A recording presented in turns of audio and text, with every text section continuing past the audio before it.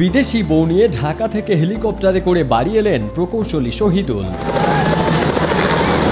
৭ মে দুপুরে এমন এক ভিন্ন দৃশ্যের দেখা মিলল পঞ্চগড়ের বোদা উপজেলায় মারিয়া ইউনিয়নের মারিয়া মডেল হাই স্কুল মাঠে।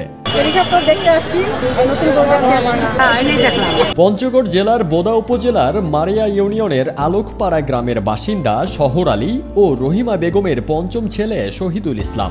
নববধূকে হেলিকপ্টারে নিয়ে গ্রামের বাড়ি আসার স্বপ্ন থেকেই এই উদ্যোগ নিয়েছেন বলে জানান সিঙ্গাপুর প্রবাসী প্রকৌশলী শহীদুল।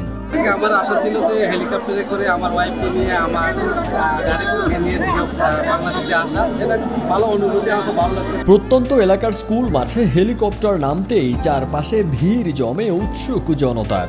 হেলিকপ্টারে বউ নিয়ে আসতে দেখে উচ্ছ্বাস প্রকাশ করেন তারা। হেলিকপ্টার দেখতে আসছে, আসলে আমাদের রশিদ ভাই আসলো, এলাকায় আমাদের প্রত্যন্ত অঞ্চলে যে একটা হেলিকপ্টার আসছে, আসলে আমরা সবাই অনেক উপভোগ করলাম। আমরা হেলিকপ্টার দেখতে আসছি।